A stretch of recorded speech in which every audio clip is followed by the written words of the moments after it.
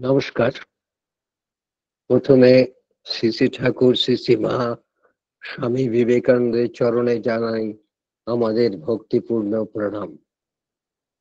আজকে আমাদের কথামৃত প্রসঙ্গ যেখান থেকে শুরু হবে সেখানে দেখা যাচ্ছে এটি ব্রাহ্ম সমাজের বেণীমাধব পালের বাগান বাড়ি।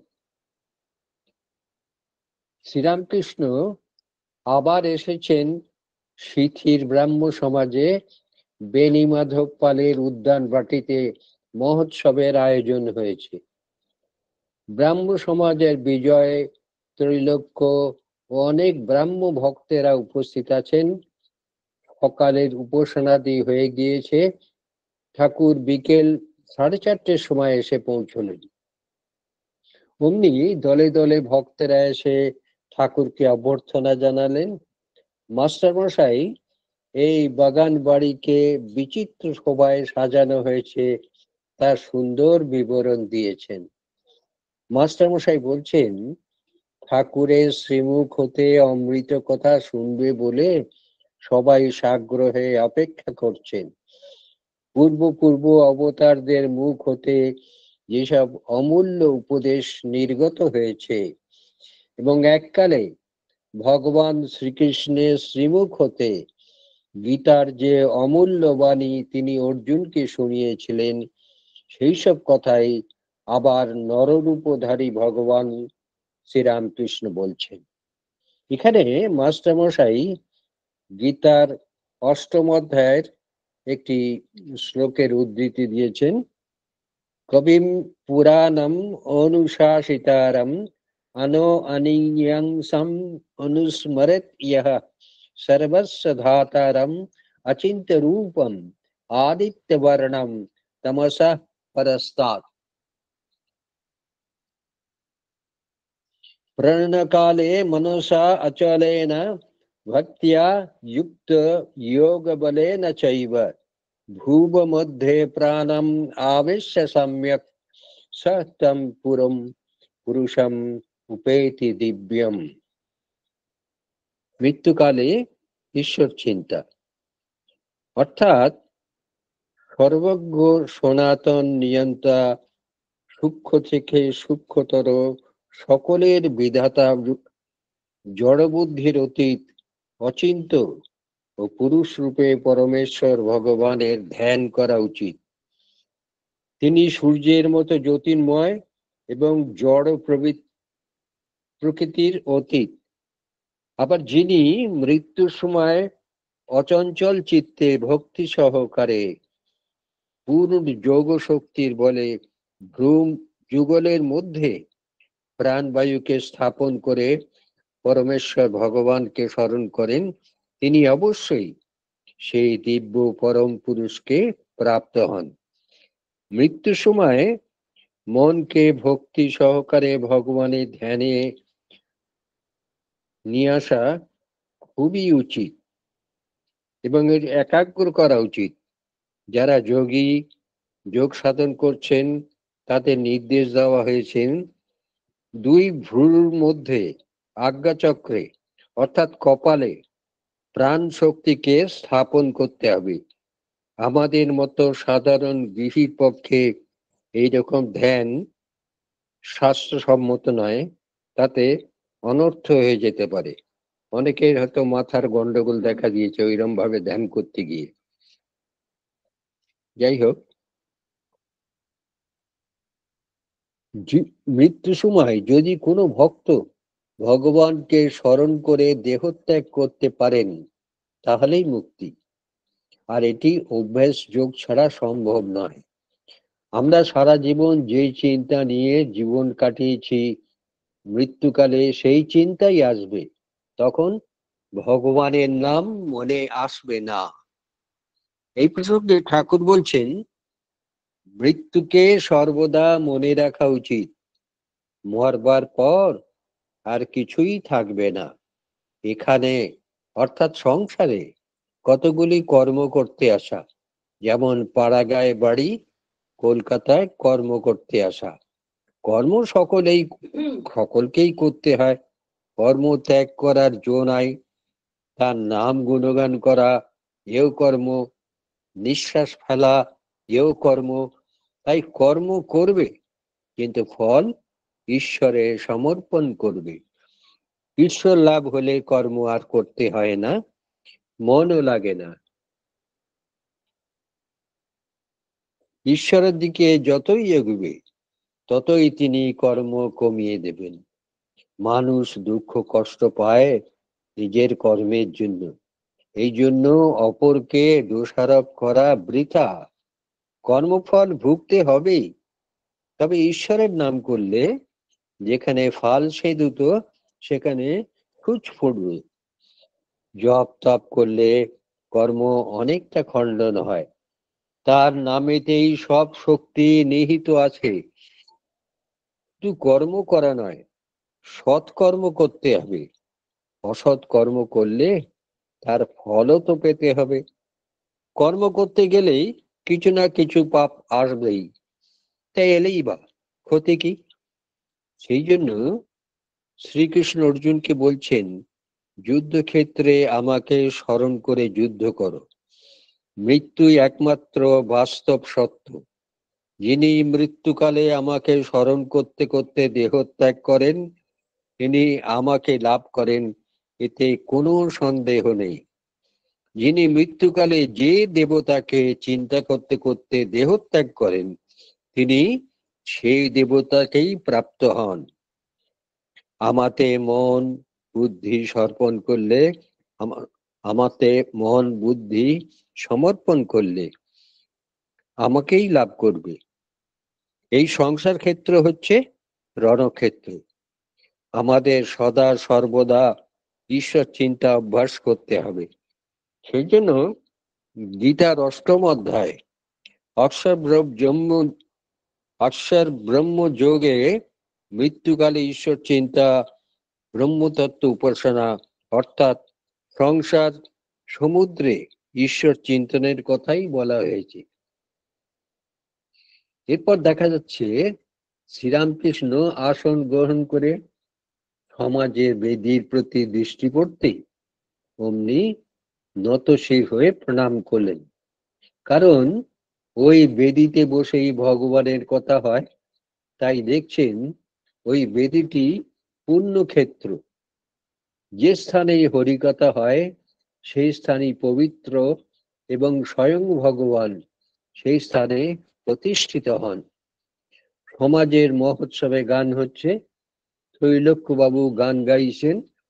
ঠাকুর বিভোর হয়ে ত্রৈলোক্যকে বলছেন, ওই গানটি একবার গাও না, আমায় দে মা পাগল করে ব্রহ্মময়ী, আর কাজ নেই জ্ঞান বিচারে।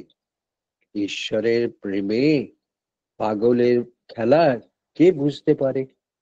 গান শুনতে শুনতে ঠাকুরের ভাব উপস্থিত হলো, একেবারে সমাধিস্থ। চতুর্বিংশতি তত্ত্বকে পার করে মন যেন ঊর্ধ্বমুখে ধাবিত হচ্ছে। এই চতুর্বিংশতি তত্ত্বে আছে কর্মেন্দ্রিয়, জ্ঞানেন্দ্রিয়, সূক্ষ্ম দেহ ইত্যাদি। যেমন পঞ্চতন্মাত্র, রূপ, রস, গন্ধ, শব্দ, স্পর্শ। পঞ্চ জ্ঞানেন্দ্রিয়, চক্ষু, কর্ণ, নাসিকা, জিহ্বা, ত্বক। পঞ্চ কর্মেন্দ্রিয়, হস্ত, পদ, মুখ, পায়ু, লিঙ্গ। এই ৫, ১০, ১৫ হলো। আর এই সূক্ষ্ম দেহ, এইগুলো যা বলা হলো এগুলো স্থূল দেহ। আর সূক্ষ্ম দেহ ভেতরে আছে মন, বুদ্ধি, চিত্ত, অহংকার। এই নিয়ে ২৪। সবশেষে পঞ্চভূত, ক্ষিতি, অপ, তেজ, মরুদ, বম। এই সবকিছু তত্ত্বকে ছাড়িয়ে ঠাকুরের মন ঊর্ধ্বে উঠেছিল। এখন আস্তে আস্তে আবার স্বাভাবিক অবস্থায় ফিরে আসছেন। শ্রীরামকৃষ্ণ যখন তার মনকে সমাধি ভূমি থেকে নিচে সাধারণ ভূমিতে নামাতেন, তখন ছোট ছোট কামনাকে কেন্দ্র করে মনকে সহজ অবস্থায় নিয়ে আসতেন। কারণ ঠাকুরের মন কখনোই নিম্ন ভূমিতে আসতে চাইতো না। তাই বলছেন সিদ্ধি খাবো, সিদ্ধি কিনা বস্তু লাভ। আবার সঙ্গে সঙ্গে বলছেন অষ্ট সিদ্ধির সিদ্ধি নয়, যে অষ্ট সিদ্ধির একটি থাকলেও ভগবান লাভ হয় না। শ্রীকৃষ্ণ অর্জুনকে বলেছিলেন তোমার মধ্যে অষ্ট সিদ্ধির একটি থাকলে আমায় পাবে না। অষ্ট সিদ্ধির ভেতর অহংকার থাকে। অষ্ট সিদ্ধি কিনা, যেমন অনিমা, লাঘিমা, গরিমা, মহিমা, ঋষিত্ব, বসিত্ব, প্রাপ্তি ও প্রাকাম্য।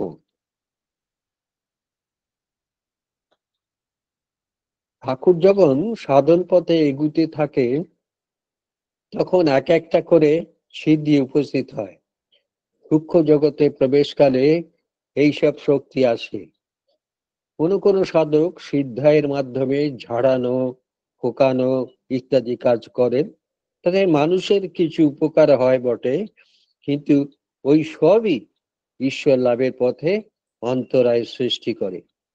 ঠাকুর একবার নরেন্দ্রনাথকে বলেছিলেন সাধনা করে করে আমার মধ্যে অনেক সিদ্ধাই হয়েছে, ভাবছি তো তোকে এবার এগুলো দিয়ে যাব। নরেন্দ্রনাথ বললেন ওগুলোর দ্বারা কি আমার ঈশ্বর লাভ হবে? ঠাকুর বলছেন না, তা হবে না, তবে ভবিষ্যতে এগুলো তোর কাজে লাগতে পারে। নরেন্দ্রনাথ উত্তর দিলেন তবে মশাই, ওসবে আমার কাজ নেই, ও আপনার কাছেই থাক, আগে ঈশ্বর লাভ হোক, পরে সব দেখা যাবে। আবার সাধন পথে এগুতে গিয়ে এক একটা শক্তি হয়, যেমন শরীরকে ইচ্ছে মতো হালকা করে সূক্ষ্ম করে, হালকা করে মানে সূক্ষ্ম করে দূরে কোথায় কি হচ্ছে দেখতে পাওয়া যায়। যেমন নরেন্দ্রনাথের হয়েছিল। একদিন নরেন্দ্রনাথ বাড়িতে বসে দেখছেন তার পথ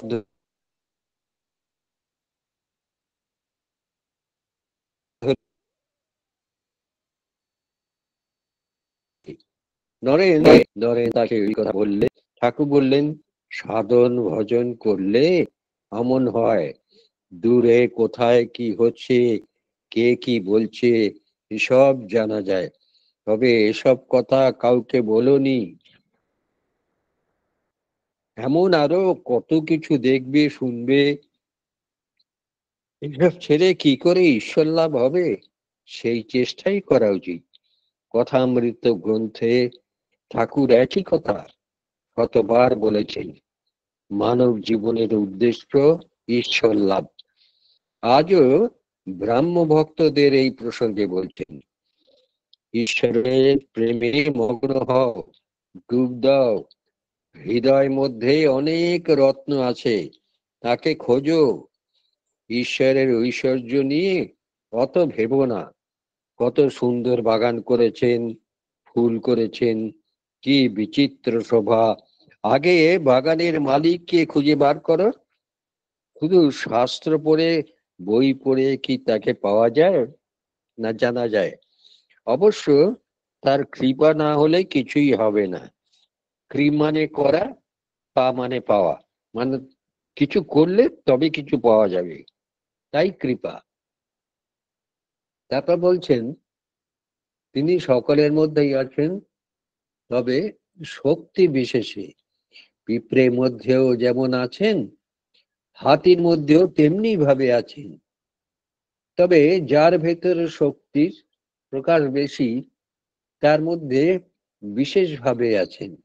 গীতায় আছে যাকে অনেকে মানে গণে, তা বিদ্যার জন্যই হোক বা গান বাজনার জন্যই হোক, লেকচার দেওয়ার জন্যই হোক বা অন্য যা হোক কিছুর জন্যই হোক, তাতে ঈশ্বরের বিশেষ শক্তি আছে। যদি সকলেই সমান হবে তবে বিদ্যাসাগর মশাইয়ের নাম শুনে তাকে দেখতে গেলাম কেন? তার কি দুটো শিং বেরিয়েছে? তা নয়, তিনি দয়াল, পণ্ডিত, এইসব গুণ তার মধ্যে রয়েছে। এর পূর্বে ঠাকুর ব্রাহ্ম ভক্তদের আরেকটি উপদেশ দিলেন, একটাতে দৃঢ় হও, হয় সাকারে নয় নিরাকারে, তবে ঈশ্বর লাভ হবে, নচেত নয়। ব্রাহ্ম ভক্তরা নিরাকার বাদে বিশ্বাসী, সাকারে তেমন রুচি নেই। তবে নিরাকারবাদী হলেও তারা সগুণ ঈশ্বরে বিশ্বাসী। তাই ঠাকুর বলছেন, একটাতে দৃঢ় হও, দৃঢ় হলে সাকারবাদী হও, তবে ঈশ্বর লাভ হবে। নিরাকারবাদী হলেও ঈশ্বর লাভ হবে। ব্যাকুল হয়ে তাকে ডাকতে হবে। এই প্রসঙ্গে ঠাকুর আবার অন্যত্র বলেছেন, ভাব চাই, ভাব। একটা ভাব নিয়ে তাকে ডাকতে হয়।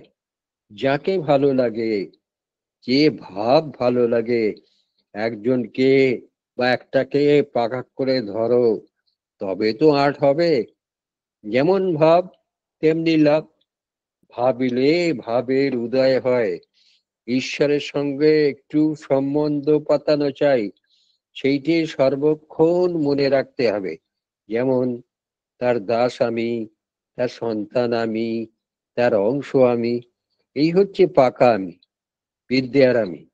আর এই যে বামুন আমি, কায়েত আমি, অমুকের ছেলে আমি, এসব হচ্ছে অবিদ্যার আমি। এগুলোকে ছাড়তে হয়, ত্যাগ করতে হয়।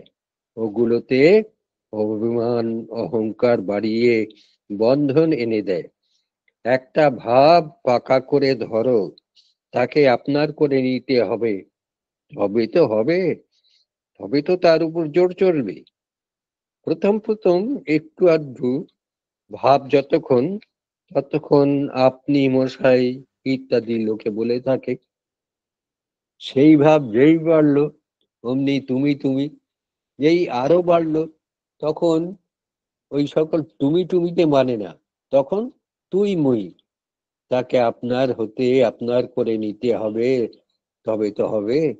আবার বলছেন, ধ্যান করার সময় ইষ্ট চিন্তা করে তারপর কি অন্য সময় তাকে ভুলে থাকতে হয়? কতকটা মন সেই দিকে সর্বদা রাখবে।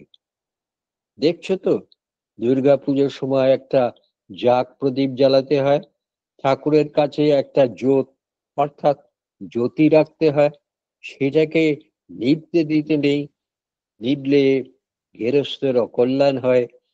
সেই রকম হৃদয় পদ্মে ইষ্টকে এনে বসিয়ে তার চিন্তারূপ জাগ প্রদীপ সর্বদা জেলে রাখতে হয়। শঙ্করের কাজ করতে করতে মাঝে মাঝে ভেতরে চেয়ে দেখতে হয় সেই প্রদীপটা জ্বলছে কিনা। ঠাকুরের অভয় বাণী কথামৃতের ছত্রে ছত্রে আমরা পাই। দেখি কি করে আমাদের সব সময় সাহস দিচ্ছেন। তার বাণীর সমুজ্জ্বল দৃষ্টান্ত স্বরূপ হয়ে রয়েছে তার জীবন। সংসারে থেকে সাধন কথামৃতের এই পরিচ্ছেদে দেখা যাচ্ছে, শ্রীরামকৃষ্ণ এখনো রয়েছেন ব্রাহ্ম সমাজের বেণী মাধব পালের বাগান বাড়ির মহোৎসবে। অনবরত ঈশ্বর প্রসঙ্গ চলছে। ব্রাহ্ম ভক্তেরা সকলেই গৃহী। তারা ঈশ্বর প্রসঙ্গে নানা প্রশ্ন করছেন ঠাকুরকে। ঠাকুর তার যথাযথ উত্তর দিচ্ছেন। বিভিন্ন সময়ে গৃহীরা ঠাকুরকে যত প্রশ্ন করতেন, তার মধ্যে একটি সকলেই মনেই ঘুরপাক খায়। এখানেও সেই একই প্রশ্ন হলো, মহাশয়, সংসার কি ত্যাগ করতে হবে? এই প্রশ্নের উত্তরও ঠাকুর বহুবার বহুজনকে দিয়েছেন। তাই একই কথা বহুবার আলোচিত হয়েছে। ঠাকুর ও গৃহী ভক্তদের প্রতিবারই ভরসা বলেছেন, না, তোমাদের কেন সংসার ত্যাগ করতে হবে গো, সংসারে থেকেই হতে পারে। তবে মাঝে মধ্যে একটা শর্ত দিয়েছেন, কি না, নির্জনে কিছুদিন থাকতে হবে। আবার বাড়ির কাছাকাছি যদি কোনো ঈশ্বর প্রসঙ্গ করার উপযুক্ত স্থান থাকে তবে তো আরো সুবিধা। কেশবের উদাহরণ দিয়ে বললেন, কেশবকে বলেছিলাম নির্জনে না গেলে শক্ত রোগ সারবে কেমন করে? রোগটি হচ্ছে বিকার, ভোগ বাসনাই বিকার। কামিনী কাঞ্চন বা বিষয়ের মধ্যে থেকে তাকে লাভ করা যায় না। তাই প্রথম প্রথম অবস্থায় খুব সাবধান হতে হয়। সেই জন্য নির্জনে গিয়ে সাধনা করতে হয়। উপমা দিচ্ছেন, অশ্বত্থ গাছ যখন চারা দিয়ে ঘেরা থাকে তখন চারদিকে বেড়া দিতে হয়, ছাগল গরুতে পাছে নষ্ট করে দেয়। কিন্তু গাছ বড় হয়ে যখন গুড়ি মোটা হয়ে যায় তখন আর বেড়ার দরকার হয় না। হাতি বেঁধে দিলেও গাছের কিছু করতে পারবে না। তাই নির্জনে সাধন করে, ভক্তি লাভ করে, বল বাড়িয়ে বাড়ি গিয়ে অনায়াসে সংসার করতে পারো। প্রথম প্রথম ঈশ্বর লাভের জন্য সংসারে থেকে এক হাতে এক হাত ঈশ্বরের পাদপদ্মে রেখে আর এক হাতে সংসারের কাজ করবে। যখন কাজ থেকে অবসর হবে, ছেলে মেয়েরা মানুষ হয়ে যাবে, সংসারের দায়িত্ব কমে যাবে, তখন দু হাতেই তাকে ধরতে হবে। ঠাকুর আরো ভরসা দিয়ে ভক্তদের বলছেন, তোমাদের ত্যাগ করতে হবে কেন গো? যে কালে যুদ্ধ করতেই হবে, কেল্লা থেকে যুদ্ধই ভালো।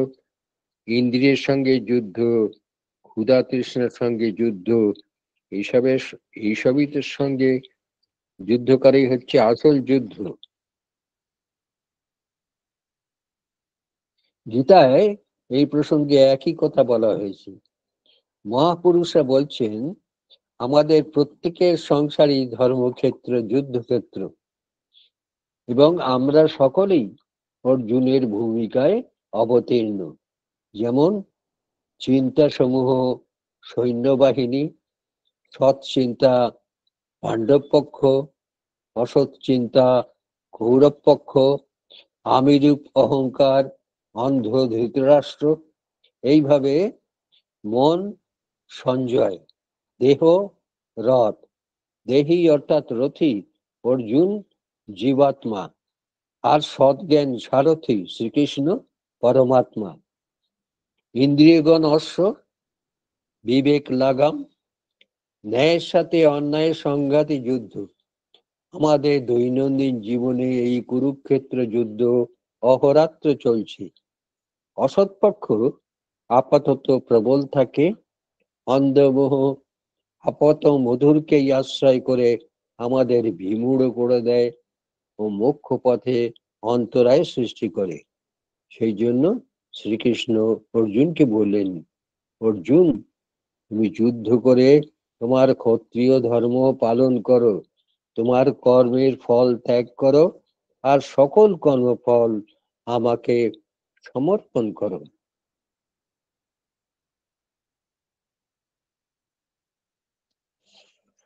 আবার শ্রীরামকৃষ্ণদেব গীতা সম্বন্ধে বলছেন, গীতা পড়লে কি হয়? 10 বার গীতা গীতা বললে যা হয়। গীতা শব্দটাকে উল্টে দিলে গীতা ত্যাগী, ত্যাগী হয়ে যায়। সংসারে কামিনী কাঞ্চনে আসক্তি যার ত্যাগ হয়েছে, যে ঈশ্বরেতে 16 আনা মন দিতে পেরেছে, সেই গীতার মর্ম বুঝেছে। গীতার সব বইটা পড়ার দরকার নেই, কেবল ত্যাগী ত্যাগী বলতে পারলেই হলো। এই প্রসঙ্গে একটি কথা আছে। প্রেমের ঠাকুর চৈতন্যদেব যখন দক্ষিণ দেশে বেরিয়েছিলেন তখন এক স্থানে দেখলেন এক পণ্ডিত বসে গীতা পাঠ করছেন, আর একজন নিরক্ষর ভক্ত পাশে বসে শুনছে আর কেবলই কাঁদছে। তখন চৈতন্যদেব তাকে ডেকে জিজ্ঞাসা করলেন, তুমি গীতার এসব কথা কিছু বুঝতে পারছো? ভক্তটি উত্তর দিলে, ঠাকুর, আমি শ্লোকের অর্থ কিছুই বুঝতে পারছি না, তবে কেন কাঁদছো? সে বলে, যখন পাঠ চলে তখন আমি দেখি অর্জুনের রথ আর তার সামনে রয়েছেন ভগবান শ্রীকৃষ্ণের মনোহর মূর্তি। তারা দুজনে কথা কইছেন। এই দৃশ্য দেখতে দেখতে আমার হৃদয়ে প্রেমের উদয় হয় ও আমি আনন্দে কাঁদি। চৈতন্যদেব বলেন, তুমি ধন্য, গীতার সার তুমি বুঝেছ। প্রেম অপেক্ষা আর মহত্তর কি হতে পারে? ঈশ্বরের আদিতে প্রেম, মধ্যে প্রেম, অন্তে প্রেম। তিনি প্রেমময়। আজকে কথামৃতের অধ্যায়ের পুরোটাই গিরির সঙ্গে ঠাকুরের কথোপকথন। সংসারে থাকতে গেলে কি কৌশল অবলম্বন করতে হয়, ঠাকুর যেটা বলতে চাইছেন সেটা হচ্ছে এই যে সংসারকে জেনে তুমি সংসার করো। আমরা যদি ধরে নিই যে সংসার অতি মধুর জায়গা, সুন্দর জায়গা, তাহলে আমরা দুঃখ পাবো। আমাদের ধর্মগ্রন্থে সংসারকে বলা হচ্ছে ভব অটবি, যেন একটা বন এটা। আবার বলছে সংসার অর্ণব, সমুদ্রের সঙ্গে তুলনা করেছে সংসারকে। মানুষ এখানে পথ হারিয়ে ফেলে, দিশেহারা হয়ে যায়। তাই সংসারের চরিত্রটা প্রথমে জেনে নেওয়া দরকার। মনে রাখতে হবে যে সংসারে কিছু কিছু আনন্দ আছে বটে, কিন্তু দুঃখ আছে প্রচুর। তবে কোনোটাই স্থায়ী নয়। সুখ বা দুঃখ দুটোই ক্ষণিক। সংসারে যে আছি সেটাই তো ক্ষণিক। জন্ম আর মৃত্যু, এই দুইয়ের মাঝে একটা সেতু। এই সেতু বেয়ে আমি চলেছি, কিছুক্ষণ বাদে পার হয়ে যাব। যদি এই সেতুটাকেই আমি আবাসস্থল বলে মনে করি, তাহলে ভুল হবে। আবার বলা হচ্ছে এই যেন একটা সরাইখানা। আমি রাতটুকুর জন্য এখানে আছি, কোথাও যাচ্ছিলাম, রাতটুকুর জন্য এখানে বিশ্রাম করছি, আবার কাল সকালেই চলে যাব গন্তব্যস্থানে। আবার বলছেন এই যেন একটা রঙ্গমঞ্চ, আমরা এখানে সবাই অভিনয় করছি। একজন রাজার ভূমিকায় অভিনয় করছে, ভালো চেহারা, তাই রাজা সাজানো হয়েছে। আসলে হয়তো সে খুবই গরিব, দুবেলা খেতেই পায় না, কিন্তু যখন সে রাজা সেজেছে তখন তার কথাবার্তা, আচার আচরণে সেই পুরোপুরি রাজা। যে তার সেনাপতি সেজেছে সে তার হুকুম তামিল করছে। বাইরের সমাজে সে হয়তো ধনী ব্যক্তি, প্রভাবশালী ব্যক্তি, কিন্তু যতক্ষণ অভিনয় চলছে ততক্ষণ সে রাজার কাছে অবনত মস্তক। সংসার দুদিনের জন্য। সংসারে আমরাও যেমন এক একজন এক এক ভূমিকায় অভিনয় করছি। আমরা যদি এটা মনে রাখতে পারি যে সংসারে আছি দুদিনের জন্য, সংসারে আমার যে ভূমিকা সেটা আমার আসল পরিচয় নয়। আমার আসল পরিচয় হচ্ছে আমি ঈশ্বরের সন্তান, ঈশ্বরের আশ্রিত বা নিত্য শুদ্ধ বুদ্ধ মুক্ত আত্মা। তাহলে সংসারের প্রতি আকর্ষণটা অনেকটা কমে যায়।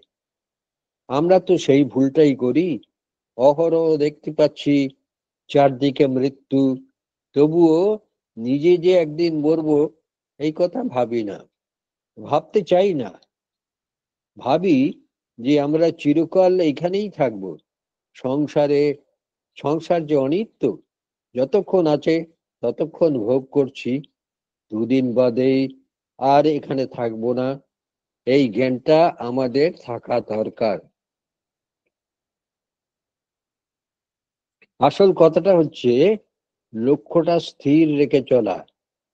আমি যে নৌকায় করে নদীতে যাচ্ছি, কোন দিকে যাচ্ছি সেটা খেয়াল রাখতে হবে। মিশনের একজন মহারাজ বলছেন, টিকিট তো কেটেছি আর ট্রেনেও চেপেছি, এখন আর ভাবনা কি? অর্থাৎ আমার গন্তব্যস্থল ঈশ্বর লাভ। আমি ঈশ্বর লাভ করতে চাই, সেই জন্য টিকিট কেটেছি, নিজেকে আমি প্রস্তুত করেছি, ট্রেনে চেপেছি, অর্থাৎ একজন সদ্গুরুর আশ্রয় পেয়েছি। কাজেই আমার ভাবনা কিছুই নেই, আজ হোক বা 100 বছর পরে হোক, আমার গন্তব্যস্থলে আমি ঠিক পৌঁছবই। ঠাকুর কথামৃতে একটা কথা বারবার বলেছেন, মোড় ফিরিয়ে দাও।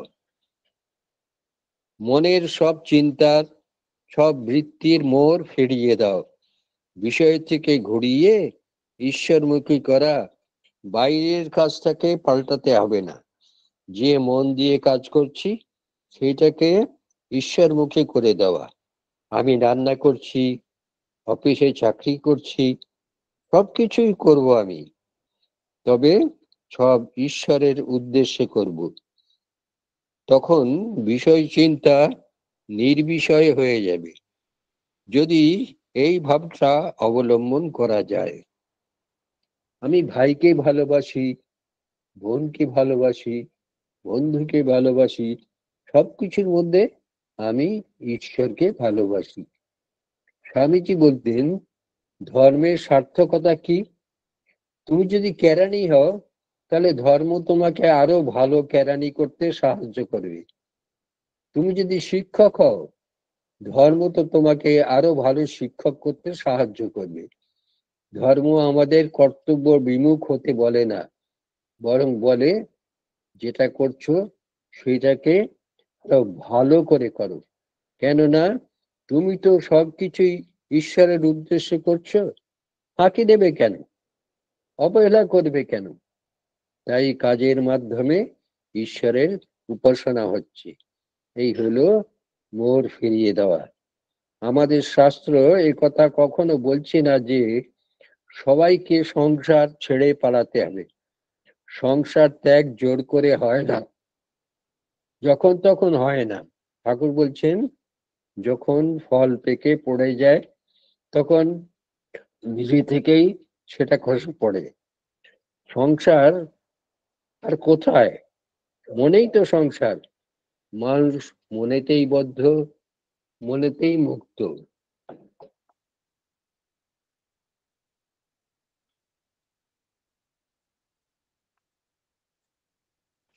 ঠাকুর ভক্তদের বলছেন, বেড়া দিতে হয়। কিসের বেড়া? নামের বেড়া। সাধু সঙ্গ করতে হয়, সৎ প্রসঙ্গ করতে হয়, সৎ গ্রন্থ পড়তে হয়। কেননা ভক্তিটা তোমার মধ্যে অঙ্কুর হিসাবে রয়েছে, সেটা যাতে অকালে মরে না যায়, স্বাভাবিকভাবে সেটা যেন বেড়ে উঠতে পারে, এই চেষ্টাই করতে হবে। একটি শ্লোকে আছে, যার বাংলা হলো, ভক্তি বৃক্ষের অঙ্কুর রয়েছে তোমার মধ্যে, তাকে আরো বাড়াতে হবে। কিভাবে বাড়াবে?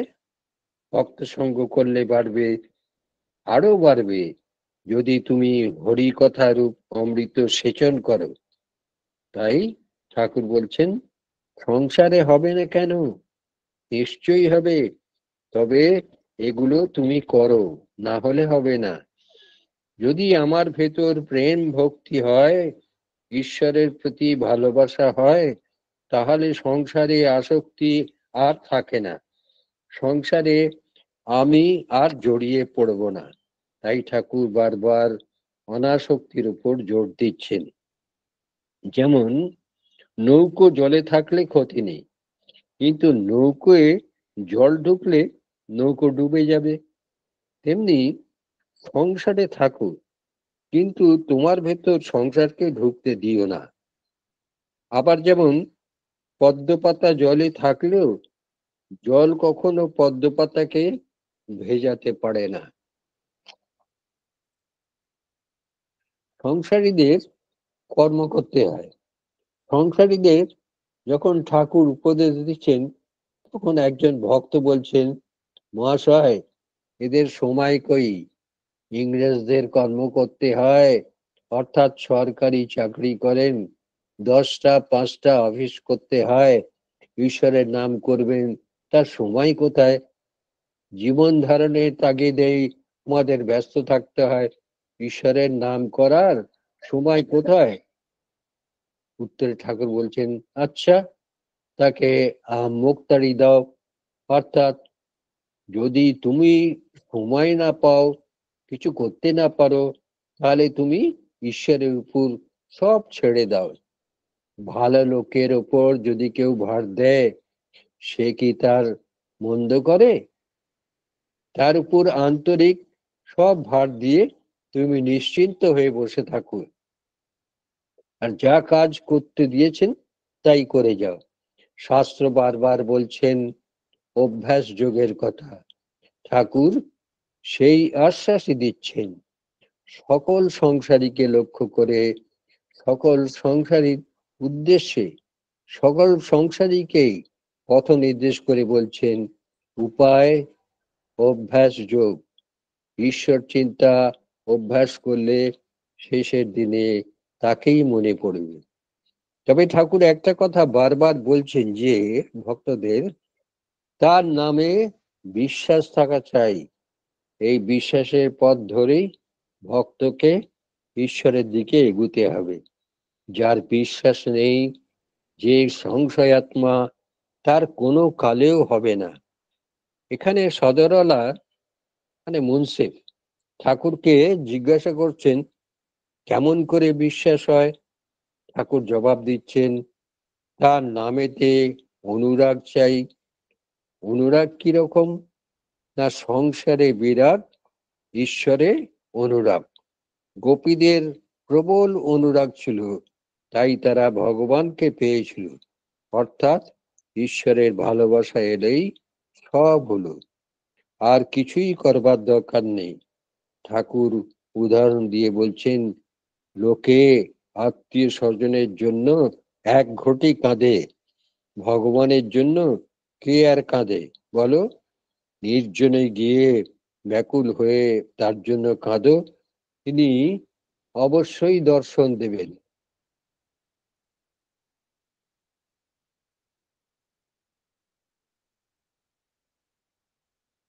আজকে এই অবধি থাক। এর পরের দিন বেণীমাধব পালের বাগান বাড়িতে ঠাকুর যাচ্ছেন, সেখানে সিকি ব্রাহ্মণ সমাজে বেণীমাধব পালের বাগান বাড়িতে মহোৎসব হচ্ছে, সেই নিয়ে আমরা আলোচনা করব।